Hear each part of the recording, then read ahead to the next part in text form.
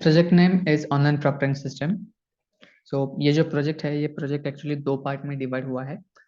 First is registration and second one is proctoring. Okay. So हमने आपको कुछ folders provide किए होंगे। लाइक फर्स्ट फोल्डर रहेगा आपका 131 फाइनल फाइल्स। ओके। सो इस फोल्डर के अंदर दो पार्ट्स है, 131 final files and second one is final person CNN registration. Okay. So यहाँ पे जो रजिस्ट्रेशन पार्ट है, वो रजिस्ट्रेशन पार्ट एक्चुअली कंपनी या यूनिवर्सिटी साइट में हो सकता है। ओके। सो वहाँ पे यूजर आई मीन जो स्टूडेंट्स रहेंगे या जो कुछ भी कैंडिडेट्स रहेंगे, वो कैंडिडेट्स इस वेबसाइट पे रजिस्ट्रेशन करेंगे। एंड जैसे ही हम 131 फाइनल फाइल्स रन करेंगे, तो उस वेबसाइट पे जाके कैंडिडेट को फर्स्ट वेरीफाई करना है कि वो प्री रजिस्टर्ड है।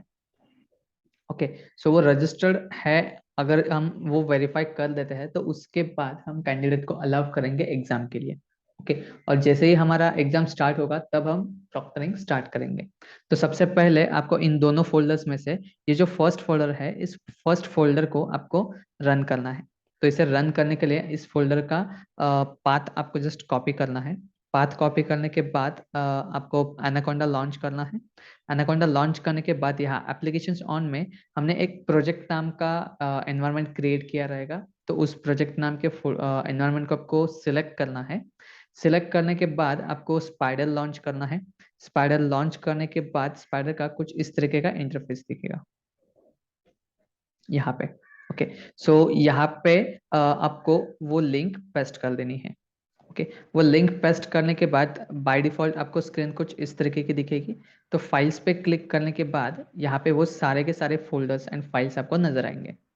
सो इन सारे फाइल्स में से आपको ये जो न्यू ऐप डॉट पाई है, इस न्यू ऐप डॉट पाई फाइल पे डबल क्लिक करना है। सो वो जो फाइल है वो यहाँ पे ओपन होगी। ओपन होने के बाद इस फाइल में हमने पूरी पाइथन की कोडिंग की है। ओके। और इस पाइथन को हमने इंटीग्रेट किया है एचटीएमएल पेजेस के साथ। सो इसे इंटीग्रेट करने के लिए हमने एक फ्रेमवर्क यूज किया है, वो है फ्लास्क। ओके। सो उस फ्लास्क फ्रेमवर्क के थ्रू हम इंटीग्रेट कर सकते हैं कोई भी पाइथन प्रोजेक्ट, चाहे ये हो या कोई स्मॉल हो या कोई मीडियम लेवल का हो। तो हर एक प्रोजेक्ट आप इंटीग्रेट कर सकते हो एचटीएमएल के साथ। ओके। सो सबसे पहले हमने इस फाइल में जो रिक्वायर्ड लाइब्रेरीज थी, वो रिक्वायर्ड लाइब्रेरीज हमने यहाँ पे इंपोर्ट की है। सो फर्स्ट लाइब्रेरी है हमारी फ्लास्क। सो उस लाइब्रेरी में से कुछ फंक्शंस हमने इंपोर्ट किए, लाइक फ्लास्क फर्स्ट हमारा फंक्शन है। तो उसे इंपोर्ट करने के बाद सबसे पहले आपको उसे इनिशियलाइज करना है। इनिशियलाइज करने के बाद उसे आपको एक सीक्रेट की प्रोवाइड करनी है, जो कोई भी रैंडम स्ट्रिंग हो सकती है या रैंडम इंटीजर हो सकता है। ओके। सो वो पास करने के बाद ये रैंडम स्ट्रिंग बैकएंड में आपका ऑथेंटिकेशन मेंटेन करेगी। ओके। अब उसके बाद हमने और कुछ फंक्शंस इंपोर्ट किए हैं, जैसे कि render template, URL for and redirect. तो इन तीनों का जो वर्किंग है, वो वर्किंग सेम है। ओके। लाइक ये तीनों करते क्या है कि आपको लेट्स से यूजर को अलग पेज पे विजिट करना है। जैसे कि अगर वो होम पेज पे हो और उसे सर्विसेज पे जाना है या कॉन्टैक्ट पे जाना है या किसी अबाउट पेज पे जाना है, तो जैसे वो मेन्यू में से किसी भी एक मेन्यू पे क्लिक करेगा, तो हमारी जो वेबसाइट है वो उसे एक पर्टिकुलर वेब पेज पे रीडायरेक्ट होनी चाहिए। ओके। या उस मेन्यू पे जो कुछ भी वेब एचटीएमएल पेज हमने सेट किया है, वो वेब पेज उसे दिखना चाहिए, शो होना चाहिए। ओके। सो उसके लिए ये render template, URL for and redirect use करते हैं, सो दैट यूजर कोई भी मेन्यू पे क्लिक करे तो उसे पर्टिकुलर सेट किए हुए एचटीएमएल पेज ही उसे डिस्प्ले करे।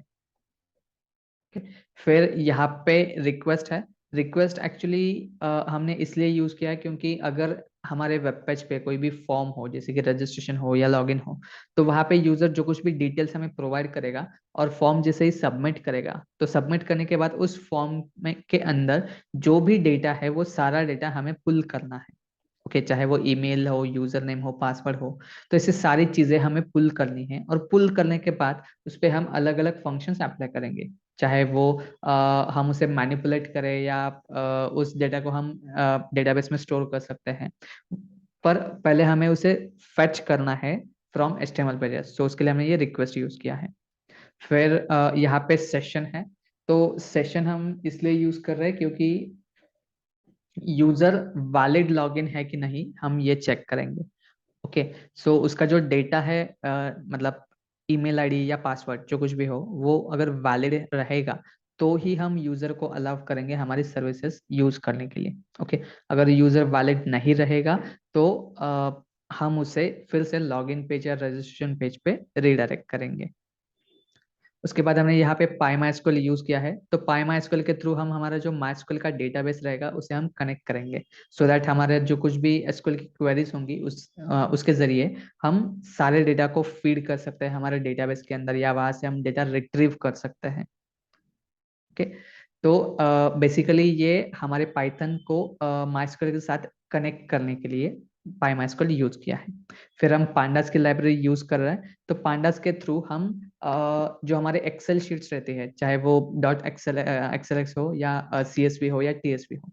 ओके, सो ये जो सारी फाइल्स है, ये सारी फाइल्स रीड करने के लिए ये पांडास की लाइब्रेरी यूज की जाती है। साथ ही साथ हम इसे रीड करते करते इसके अंदर जो कुछ भी डेटा है वो सारा डेटा मैनिपुलेट कर सकते हैं। लाइक आपको रो ड्रॉप करना है या कोई कॉलम ड्रॉप करना है, या कहाँ पे जहाँ कहाँ पे भी नल वैल्यूज है वो नल वैल्यूज ड्रॉप करनी हो, या किसी टेबल को फिल्टर आउट करना हो, तो ये सारी चीजें आप पांडास के थ्रू मैनेज कर सकते हैं। उसके बाद यहाँ पे ओएस है, तो ओएस लाइब्रेरी के थ्रू यहाँ पे जितने भी फाइल्स या फोल्डर्स दिख रहे हैं उसे आप एक्सेस कर सकते हो। ओके, या आपको अगर नया फोल्डर क्रिएट करना है तो वो नया फोल्डर भी आप इस ओएस के थ्रू क्रिएट कर सकते हो। नेक्स्ट हमने यहाँ पे एक फंक्शन क्रिएट किया है डीबी कनेक्शन करके। सो उस फंक्शन के थ्रू हम हमारे पर्टिकुलर डेटाबेस के साथ कनेक्ट करेंगे हमारा पाइथन का प्रोजेक्ट, और उसके उसके बाद हम सारा डेटा उसके अंदर फीड करते जाएंगे। ओके, सो वो कनेक्शन इनिशियलाइज करने के लिए हमें ये हमने ये फंक्शन क्रिएट किया है। सो फर्स्ट उसमें हमने PyMySQL को यहाँ पे इनिशियलाइज किया एंड देन डॉट कनेक्ट करके उसे एक मेथड पास की। ओके, तो उस डॉट कनेक्ट के अंदर कुछ वैल्यूज हमें पास करनी है, जैसे कि host name, user name, password and database name. Okay, so ये सारी वैल्यूज पास करने के बाद हमारा जो कनेक्शन है वो कनेक्शन यहाँ पे रेडी हुआ। Okay, ready to connect. फिर जैसे हम यहाँ पे रिटर्न कनेक्शन करेंगे, तो इस कनेक्शन के थ्रू एक कर्सर हमें इनिशियलाइज करना है जो MySQL की क्वेरीज एग्जीक्यूट करेगा। ओके, सो उस क्वेरीज के थ्रू हम डेटा रिट्रीव कर सकते हैं या फीड कर सकते हैं उसके अंदर। ओके, देन यहाँ पे numpy CV2 हमने इंपोर्ट किया है। numpy एक्चुअली जो अरेज रहते हैं, अरे उस अरे को मैनिपुलेट करने के लिए या कंट्रोल करने के लिए ये numpy लाइब्रेरी यूज की जाती है। साथ ही साथ हम उसे मैट्रिक्स में कन्वर्ट कर सकते हैं, चाहे आपको मैट्रिक्स में से कुछ पर्टिकुलर कॉलम्स या पर्टिकुलर रोज आपको फैच करने हो तो उसके लिए भी ये numpy लाइब्रेरी यूज की जाती है। फिर नेक्स्ट लाइब्रेरी है हमारी CV2। CV2 के थ्रू हम हर एक इमेज को या आप वीडियो को हैंडल कर सकते हो। लाइक हर एक वीडियो में से आपको कुछ चीजें फाइंड आउट करनी हो, या एक इमेज रहेगी, उस इमेज में जो कुछ भी ऑब्जेक्ट है उस ऑब्जेक्ट को आपको क्रॉप करना है या उसे ऑब्जेक्ट को कॉपी करके उसी इमेज में पेस्ट करना हो। ओके, सो ऐसी बहुत सारी चीजें जो इमेज रिलेटेड रहती है वो सारे फंक्शनलिटीज आप CV2 के थ्रू कर सकते हो। अब यहाँ तक हमने सारी रिक्वायर्ड लाइब्रेरीज जो थी वो लाइब्रेरीज हमने इंपोर्ट की है। इंपोर्ट करने के बाद आपको ये जो फाइल है ये फाइल रन करनी है। सो ग्रीन बटन पे जैसे आप क्लिक करोगे तो क्लिक करने के बाद कंसोल में आपको एक मैसेज आएगा जहाँ पे आपका IP एड्रेस डिफाइन किया रहेगा :5000। ओके, सो जैसे ही वो मैसेज आपको यहाँ पे कंसोल में शो होता है तो नेक्स्ट आपको कोई भी ब्राउजर के इनकॉग्निटो टैब में जाना है, और इनकॉग्निटो टैब में जाने के बाद यहाँ पे आपको local host colon 5000 just enter करना है। एंटर करने के बाद यहाँ पे आपका डेटा, यहाँ पे आपका जो वेब पेज है वो वेब पेज नजर आएगा। ओके, सो यहाँ पे आपका लॉगिन का फंक्शन है, यहाँ पे साइन अप का फंक्शन है। ओके, सो अब ये जैसे मैं लॉगिन पे क्लिक करता हूँ तो मुझे लॉगिन पेज पे रीडायरेक्ट कर रहा है। जैसे मैं साइन अप पे क्लिक कर रहा हूँ तो मुझे रजिस्टर पेज पे रीडायरेक्ट कर रहा है। ओके, सो अब ये कैसे हो रहा है, तो जैसे मैं लॉगिन पे क्लिक करूंगा तो ये देखिए यहाँ पे /login है। तो मैंने क्या किया, इसे सिर्फ आपको जस्ट कॉपी करना है, Ctrl+C, यहाँ पे आके Ctrl+F Ctrl+V। सो ये देखिए यहाँ पे हमारा वो फंक्शन है /login। ओके, सो यहाँ पे आने के बाद सबसे पहले हमने यहाँ पे जो हमारा ऐप था फ्लास्क नाम का, ओके, सो उसे हमने एक वेरिएबल में स्टोर किया था। तो उस वेरिएबल को हमने @ के थ्रू कॉल किया। कॉल करने के बाद उसका एक फंक्शन हमने पास किया .route। ओके, सो इस राउट के अंदर कुछ वैल्यूज हमें मेंशन करनी पड़ती है, लाइक एक शॉर्ट पाथ रहता है। सो उस पाथ के जरिए हम एक पर्टिकुलर HTML पेज पे रीडायरेक्ट कर सकते हैं यूजर को। ओके, और साथ ही साथ यहाँ पे मेथड्स हमने डिफाइन की है गेट एंड पोस्ट। तो एक्चुअली ये गेट एंड पोस्ट मेथड है क्या? तो जैसे आप गूगल पे जाते हो, लेट्स से हमने गूगल पे विजिट किया और फिर यहाँ पे हमने एक कोई भी वैल्यू एंटर की, ओके, सर्च की। तो जोमेटो बिल, तो लेट्स से मैंने ये सर्च करने के बाद यहाँ पे देखिए ये जोमेटो बिल एंटर हुआ। ओके, सो अगर मैं नेक्स्ट कोई और क्वेरी पास करता हूँ स्विगी वर्सेस जोमेटो, तो ये देखिए स्विगी वर्सेस जोमेटो। सो जो कुछ भी वैल्यू मैं इस फॉर्म में पास करूंगा और जैसे मैं यहाँ पे सबमिट करता हूँ, तो सबमिट करने के बाद मेरी जो वैल्यू है वो वैल्यू यहाँ पे प्रिंट हो रही है। ओके, सो ये जो वैल्यू है ये वैल्यू प्रिंट क्यों हो रही है? क्योंकि गूगल ने इस फॉर्म को गेट मेथड में रखा है। ओके, अगर इस फॉर्म को उन्होंने पोस्ट मेथड में रखा होता तो ये जो सारी वैल्यूज है वो वैल्यूज यहाँ पे एंटर नहीं होती। सो नॉर्मली आप देख सकते हो किसी भी वेब पेज पे आप अगर साइन अप करते हो या लॉग इन करते हो तो वहां पे सिर्फ शॉर्ट यूआरएल्स रहती हैं। ओके, वहां पे आपका पासवर्ड या ईमेल आईडी कुछ शो नहीं होता, सिर्फ आपका एक शॉर्ट यूआरएल रहता है और उसके बाद वो आपको रीडायरेक्ट करते हैं होम पेज पे या नेक्स्ट पेज पे। Okay, so get method is for to display some data on URL. Okay, और पोस्ट मेथड सिर्फ उसे हाइड करता है। उसके बाद जैसे ही यूजर इस /login पे एंटर करेगा या हिट करेगा तो ये जो फंक्शन है ये फंक्शन रन होगा। ओके, सो इस फंक्शन में ये फंक्शन रन होने के बाद ये फंक्शन सबसे पहले यूजर को ये टेम्पलेट रिटर्न करेगा, किस लाइक login.html। ओके, सो ये जो login.html पेज है ये पेज हमारा टेम्पलेट्स के फोल्डर में प्रेजेंट है। ओके, ये रहा यहाँ पे। सो यहाँ पे आने के बाद ये पूरा का पूरा टेम्पलेट पेज उसे शो होगा। शो होने के बाद यहाँ पे देखिए, यहाँ पे मोबाइल नंबर है, पासवर्ड है। ओके, अगर आप साइन अप करते हो तो यहाँ पे name, address, mobile number, password, email address, ये सारी चीजें हैं। ओके, सो जैसे ही यूजर लॉगिन करेगा तो लॉगिन के पेज पे एक फॉर्म है, उस फॉर्म के अंदर कुछ फील्ड्स है, mobile number and password.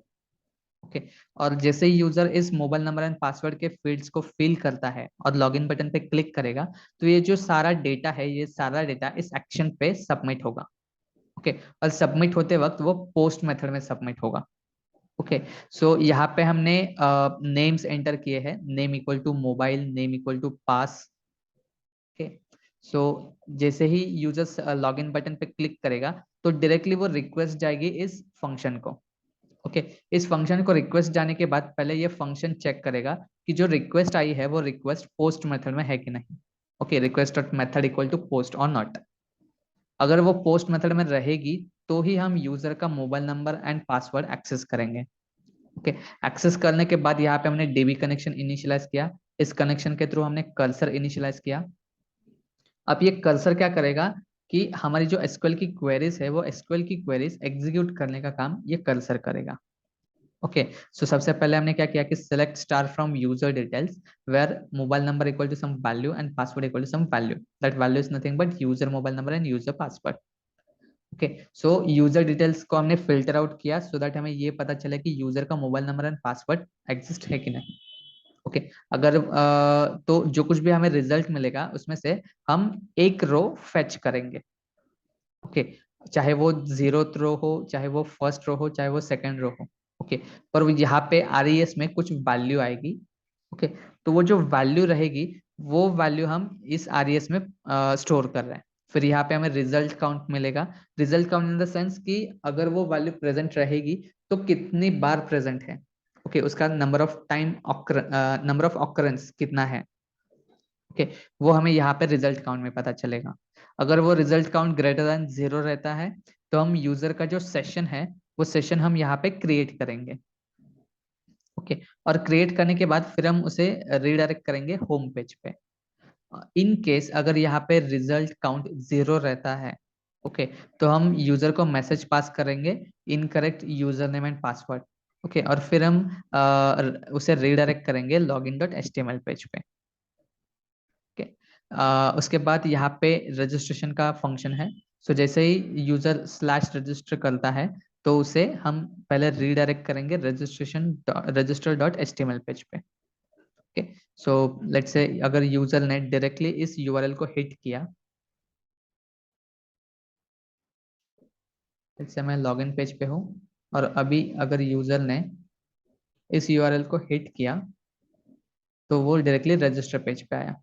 Okay, यहाँ पे रजिस्टर को name, address, mobile number, email, password, ये सारी चीजें एंटर करनी है। एंटर करने के बाद सबमिट करेंगे। सबमिट करने के बाद सेम जैसे ही हमारा यहाँ login.html पेज में जैसे फॉर्म था वैसा ही फॉर्म हमारा register.html पेज में रहेगा। सो जैसे ही इस फंक्शन को हिट जाएगी, हिट जाने के बाद पहले हम चेक करेंगे कि वो हिट पोस्ट मेथड से आई है कि नहीं। अगर वो पोस्ट मेथड से है तो हम वो सारा डेटा यहाँ पे फेच करेंगे। फेच करने के बाद DB connection and cursor initialise करेंगे। उसके बाद यूजर ने जो मोबाइल नंबर पास किया है वो मोबाइल नंबर हमारे डेटाबेस में एग्जिस्ट है कि नहीं वो हम पहले चेक करेंगे, सो दैट हमारे पास एक यूनिक कैटेगरी रहे। ओके, सो उसके लिए हमने यहाँ पे कर्सर के अंदर एक एसक्यूएल क्वेरी पास की, select star from user details पर mobile number equal to user mobile number. Okay, so उसके जरिए हमें यहाँ पे आरईएस पता चलेगा, मतलब अगर वो एग्जिस्ट रहेगा तो हम यहाँ पे स्टेटस रिटर्न करेंगे कि लाइक ऑलरेडी अवेलेबल। ओके, और अगर इन केस वहाँ पे आरईएस में कोई नहीं रहेगा, मतलब कोई रो प्रेजेंट नहीं रहेगा, तो यूजर का जो सारा डेटा है वो हम इंसर्ट करेंगे यूजर डिटेल्स के टेबल में। ओके, उसके बाद यहाँ पे हम कॉन डॉट कमिट करेंगे और फिर हम उसे रीडायरेक्ट करेंगे इंडेक्स पेज पे। ओके, अब ये जो सारा डेटा है ये सारा डेटा हम एंटर कैसे करें और कहाँ पे कर रहे हैं। ओके, सो सबसे पहले आपको ये चेक करने के लिए माय जो एसक्यूएल योग है, एसक्यूएल योग आपको ओपन करना है। फिर यहाँ पे कंटिन्यू पे क्लिक करना है। फिर यहाँ पे ये जो आपका यूजर नेम है वही आपका पासवर्ड रहेगा। So connect and click on no. उसके बाद यहाँ पे हमारा जो डेटाबेस है वो डेटाबेस का नाम है 150 ऑनलाइन प्रॉक्टरिंग। सो यहाँ पे 150 ऑनलाइन प्रॉक्टरिंग। सो इसे अगर आप एक्सट्रैक्ट करते हो इस प्लस आइकॉन पे क्लिक करके तो आपको टेबल्स को भी एक्सट्रैक्ट करना है। फिर जो हम डेटा इंसर्ट कर रहे हैं वो इंसर्ट हम यूजर डिटेल्स में कर रहे हैं। ओके, सो यूजर डिटेल्स में आपको राइट क्लिक करना है और व्यू डेटा करना है, तो यहाँ पे आपको सारे डिटेल्स पता चलेंगे। अगर इन केस आपको यहाँ पे रजिस्ट्रेशन करते वक्त कुछ अपडेट नहीं होता हुआ दिखा तो आपको जस्ट रिफ्रेश करना है, तो आपको यहाँ पे आपका डेटाबेस अपडेट होते हुए दिखेगा। ओके, सो मैं जस्ट आपको लॉग इन करके बताता हूँ।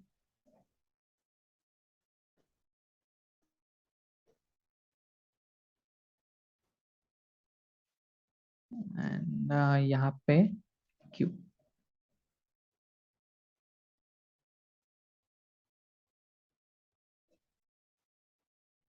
ओके, अब लॉग इन करने के बाद हम यहाँ होम पेज पे आए। ओके, सो ये जो यूआरएल है इसमें से जो ये जो टेक्स्ट है इसे आपको कॉपी करना है, कंट्रोल सी, यहाँ पे आके कंट्रोल एफ कंट्रोल वी। सो ये देखिए यहाँ पे वो यूआरएल है स्लैश होम। सो जैसे ही हम स्लैश होम पे जाएंगे तो यहाँ पे पहले यूजर का सेशन चेक किया जाएगा कि लाइक यूजर वैलिड है कि नहीं, यूजर यूजर ने लॉगिन किया है कि नहीं। ओके, अगर यूजर ने लॉगिन किया रहेगा तो हम उसे रीडायरेक्ट करेंगे होम डॉट एचटीएमएल पेज पे और उसी पेज पे हम यूजर का सेशन मेंटेन करेंगे। ओके, अगर यूजर ने लॉगिन किया नहीं रहेगा तो हम उसे रीडायरेक्ट करेंगे इंडेक्स पेज पे। ओके, अब उसके बाद ये जो होम डॉट एच पेज है, इस होम डॉट एच पेज पे हमने एक फॉर्म क्रिएट किया है। ओके, इस फॉर्म के अंदर कुछ ये डेटा है, user name, college name, admission date, year and user name, sorry technology work. Okay. So यहाँ पे आपको ये सारी चीजें फिल करनी है। सो यहाँ पे जो आप यूजर नेम एंटर करोगे तो वही यूजर नेम एंटर करना है जब आपने रजिस्ट्रेशन करते वक्त एंटर किया था। ओके। सो लेट्स से मैंने यही यूजर नेम यहाँ पे एंटर किया। फिर कॉलेज नेम आप कोई भी रैंडम डाल सकते हो। यहाँ पे एडमिशन डेट लेट्स से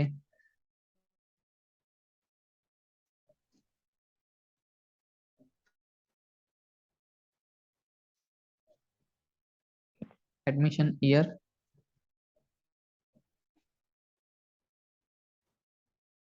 final year, then technology work बी। ओके।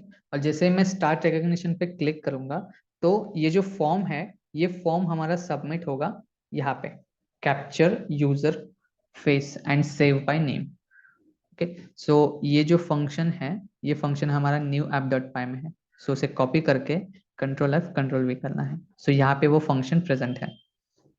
ओके। अब जैसे ही इस फंक्शन को कॉल जाता है तो हम चेक करेंगे फर्स्ट कि यूजर की मेथड पोस्ट है कि नहीं। ओके। अगर यूजर की मेथड पोस्ट रहेगी तो हम यहाँ पे वो सारा डेटा फेच करेंगे। ओके।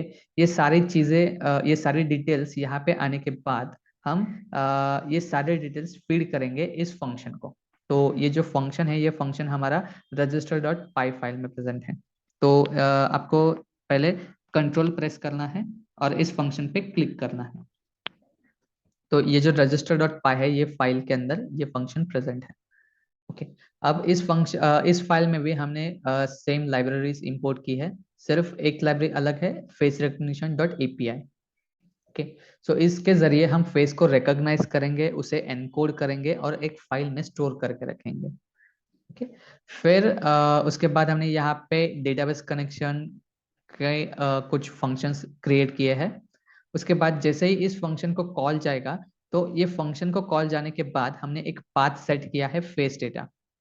ओके। और एक स्टोरेज का पाथ सेट किया है। सो ये जो पाथ है इस पाथ में जो फेस डेटा है इसके अंदर यूजर के नाम का एक फेस कुछ 10 इमेजेस रहेंगे, फेस के इमेजेस। ओके। और ये जो स्टोरेज पाथ है इस स्टोरेज पाथ के अंदर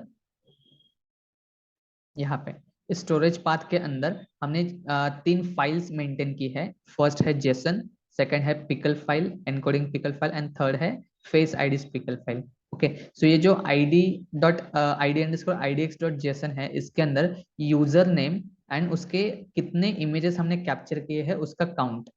ओके। ये वैल्यूज यहाँ पे हम स्टोर करके रखेंगे। फिर नॉन फेस एनकोडिंग के अंदर यूजर के फेस का जो डेटा रहेगा वो सारा डेटा हम एनकोड करके इस फाइल में स्टोर करके रखेंगे। ओके। और और उसके बाद कौन सा फेस का डेटा एनकोडेड डेटा कौन से यूजर का है। ओके। ये पता करने के लिए हमने ये थर्ड फाइल मेंटेन की है जिसके अंदर यूजर के फेस का डेटा और इस फाइल के अंदर कौन से इंडेक्स में उसका डेटा प्रेजेंट है वो इंडेक्स नेम। ओके। ये सारे वैल्यूज हम नॉन फेस आईडीज के अंदर अपेंड करेंगे। ओके। तो उसके बाद हमने पहले ट्राई किया कि एक फोल्डर क्रिएट करे पाथ का, सो फेस डेटा के अंदर। ओके। अगर वो फेस डेटा नाम का फोल्डर प्रेजेंट रहेगा तो हम पास करेंगे। ओके। फिर हम क्या करेंगे कि जो पिकल फाइल्स थी वो पिकल फाइल्स हमने यहाँ पे ओपन की और उसे रीड किया। ओके। तो उसके अंदर जितना भी डेटा था वो सारा डेटा हमने इस वेरिएबल्स के अंदर स्टोर किया। ओके। अगर इन केस वो फाइल्स डिलीट हो जाती है तो हम या यहाँ पे अगर उसे नहीं मिलती तो हम दो एम्प्टी लिस्ट क्रिएट करेंगे। दो एम्प्टी लिस्ट क्रिएट करने के बाद हमने फिर से जो जेसन फाइल थी वो जेसन फाइल हमने यहाँ पे रीड की और उसका डेटा हमने यहाँ पे लोड किया। लोड करने के बाद अगर वो भी फाइल डिलीट हो जाती है तो हम एक डिक्शनरी क्रिएट करेंगे। ओके। अब उसके बाद यहाँ से हम वीडियो कैप्चर स्टार्ट करेंगे। ओके। सो CV2 के थ्रू हमने वीडियो कैप्चर किया। सो ये जो जीरो है, जीरो इन द सेंस अगर आप लैपटॉप यूज कर रहे हो और उसका इंटरनल कैमरा अगर वर्किंग में है तो ये जीरो के थ्रू हम वो इंटरनल कैमरा यूज करेंगे to capture 10 images. Okay. In case अगर आपने एक्सटर्नल कैमरा प्लग किया है, ओके, और आपको वो कैमरा यूज करना है तो आपको यहाँ पे 1 सिलेक्ट करना है। ओके, 1 एंटर करना है और फाइल रन कर सेव करके फिर से न्यू ऐप डॉट पाई रन करनी है। देन यहाँ पे हमने इमेज पाथ सेट किया कि लाइक जो पाथ था वो पाथ और यूजर नेम इन दोनों को हम ज्वाइन करेंगे। ओके, ज्वाइन करने के बाद हमारी जो एक्चुअल पाथ रहेगा इमेज पाथ, वो एक्चुअल पाथ हमारा कुछ इस तरीके का होगा, face data slash user name जो कुछ भी उन्होंने पास किया था वो ये वाला। ओके, फिर उसी पाथ के बेसिस पे हम फेस डेटा के अंदर एक फोल्डर क्रिएट करेंगे।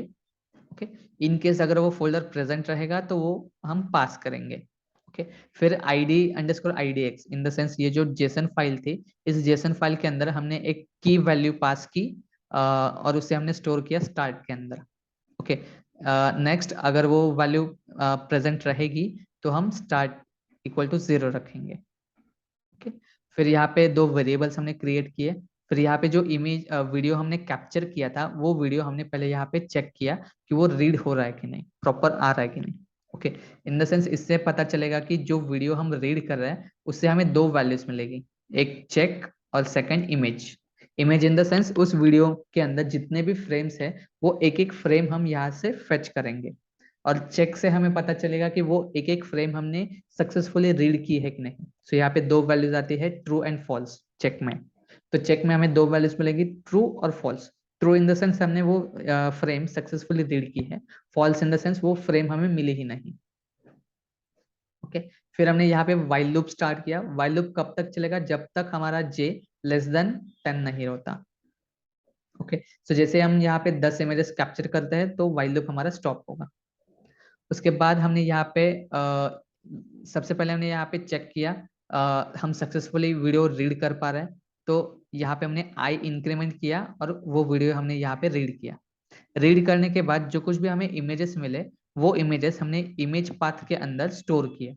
मतलब जो फेस डेटा नाम का फोल्डर था, इस फेस डेटा नाम के अंदर जितने भी यूजर्स थे, मतलब जो करंट यूजर था उस यूजर का एक फोल्डर क्रिएट होगा और उस फोल्डर के अंदर हम वो इमेज डॉट जेपीजी फॉर्मेट में स्टोर करेंगे।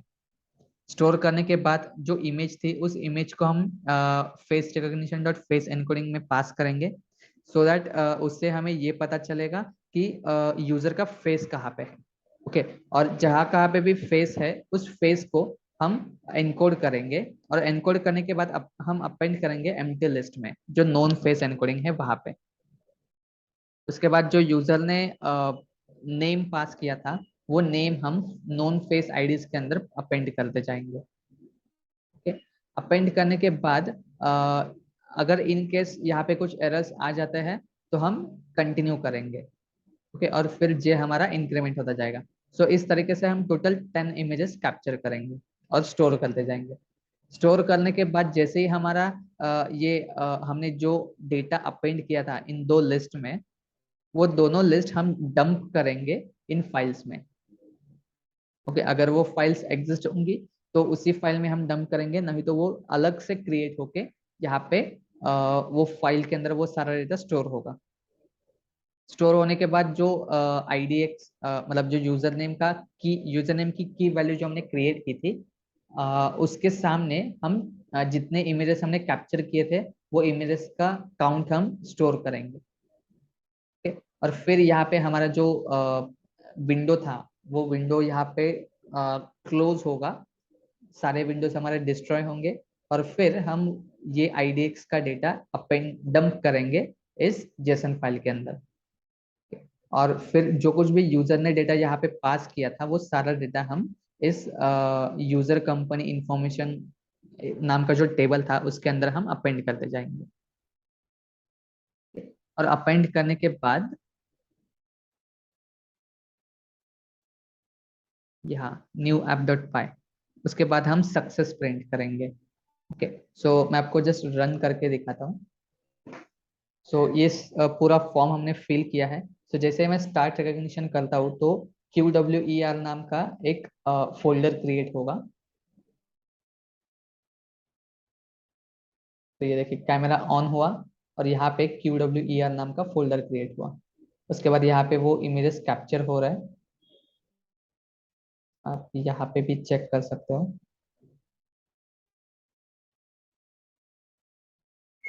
तो ये देखिए हमारे ये 10 इमेजेस कैप्चर हो रहे हैं।